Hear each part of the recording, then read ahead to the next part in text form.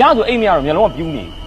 အိမ်မှာထမင်းလည်းမစားဘူးအိမ်ကလူကြီးနဲ့စကားမပြောကိုအခန်းထဲမှာပဲငောင်းညာတောက်လျှောက်အိမ်ကလူကြီးကဘာဖြစ်တာလဲပေါ့ဘာဖြစ်နေလဲပေါ့ဆိုတော့သိရမလားအဲ့လိုပဲအိမ်မက်ဆိုးတောက်လျှောက်မှတ်နေရဘာမှလည်းမှန်းလည်းမသိဘူးပေါ့သိရမလားအဲ့လိုသွေးထက်တန်ယူနဲ့မှတ်နေတယ်သိရမလားတောက်လျှောက်မှတ်နေတော့အဖေရဲ့အတိတယောက်ကနေပြီးတော့ဒီရွှေရင်ကြော်ပေါ့ကျွန်တော်ဒီမှာခက်စားပါတယ်ဒါကလည်းအခုချိန်ကြီးလည်းရှိတယ်ကျွန်တော်ဒီကိစ္စမှာကျွန်တော်တို့ကအငင်းမပွားလို့ဘူးရှိရလို့လက်ခံတဲ့သူကလက်ခံလိုက်မရှိဘူးလို့ထင်တယ်ဆိုလို့ရှိရင်မရှိဘူးဆိုရင်ထင်တဲ့သူကလက်ခံလိုက်ပေါ့ရာတိုင်းမှာသူ့ပညာရည်နဲ့သူ့ရဲ့အတုံးဝင်မှုနဲ့သူရှိတာကိုဆိုတော့တိတ်ပြပညာတိုးတက်နေခင်မှာဒီဘက်ကြီးကိုရှေးဟောင်းနဲ့ကျွန်တော်အရင်မဆွဲဘူးဒါပေမဲ့လက်ခံတဲ့အပိုင်းတော့လက်ခံရမယ်ဒါကကျွန်တော်တို့ကလူငယ်အနေနဲ့ဟိုဘက်ဒီဘက်မျှတွေးပေးရမယ်ဆိုတော့တကယ်တွေးကြုံလာတဲ့အချိန်ကျရင်ဒါမျိုးကိစ္စတွေဖြစ်လာလို့ရှိရင်ကျွန်တော်တို့ကဒါမျိုးကိုသွားပြီးတော့တိတ်ပန်ကြီးကြရဖြည့်ရှင်းလို့ရတဲ့ကိစ္စတွေမဟုတ်ဘူးဒါမျိုးအိမ်မက်တွေမှတ်နေတဲ့အိမ်မက်တွေကိုဖျောက်ပေးပါဆိုဆက်လည်းမရှိဘူးကျွန်တော်တို့အဲ့တော့တက်ကျွမ်းတဲ့သူနားလေသူမေးတဲ့ခါမှာကားထဲမှာ2កောင်ကျွန်တော်ဒီမှာ2កောင်ရှိတယ်ပါလာတယ်အမားပါလောက်ထားလဲပေါ့ကျွန်တော်မေးတော့အမကျွန်တော်ဒီလိုလှုပ်လိုက်တယ်ဆိုတော့အမပွဲတွေပေးကားကို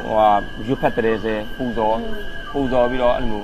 ထုတ်တာပေါ့နော်ကျွန်တော်တောင်းယုံနဲ့သူမဟုတ်ဘူးမယုံလို့ရှိရင်ကျွန်တော်ဒီထဲမှာစကားတွေကိုထည့်မပြောဘူးဗျာအဲ့တော့ကျွန်တော်အဲ့လိုထုတ်တာပေါ့နော်လက်တွေကနောက်ပြန်ထားပြီး6ထောက်ကိုကြွားလို့ရမရတော့တကယ်တမ်းကျတော့လေလူတွေကအဲ့လို comment တွေမှာတွေ့နေရတာပေါ့နော်ထုတ်တယ်လို့6ထောက်ကကိုယ့်ကိုကြွားလို့ရတယ်လို့ကိုယ့်ကိုမကြွားလို့မရဘူးတကယ်ကျွန်တော်မျက်ရည်ပေါက်ကြီးနေကြတယ်အဲ့တုန်းက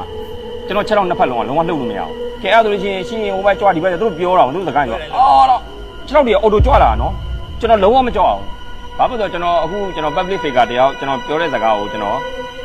တာဝန်ယူတယ်ကျွန်တော်ပေါ်တော်ရဲ့6ပြောနေပေါ်တော်ပဲဖြစ်သွားမှာဆိုတော့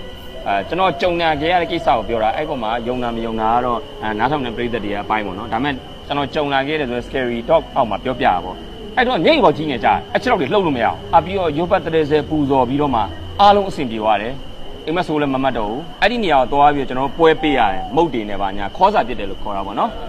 ခေါ်စာပြစ်တော့အဲ့ဘန်းကိုအဲ့အသစ်ပင်အောက်မှာထားလိုက်ပြီးရုပ်ပတ်တဲ့စဲပူဇော်အမိုးရိုင်တွေပါထုံးပြီးတော့လေဘတ်ဆိုပြီးတော့ပိုးဟွက်နှကောင်အဲ့ပွဲပေါ်ရောက်လာဒီလားကျွန်တော်တို့လည်းတစ်ချေဝဲထွက်ပြီးတော့မောင်းပြေးတော့တာပဲအဲ့ပြီးတော့အေးဆေးပြောပါအဲ့တဲကပါဇက်လည်းမတယမ်းတော့ဘူး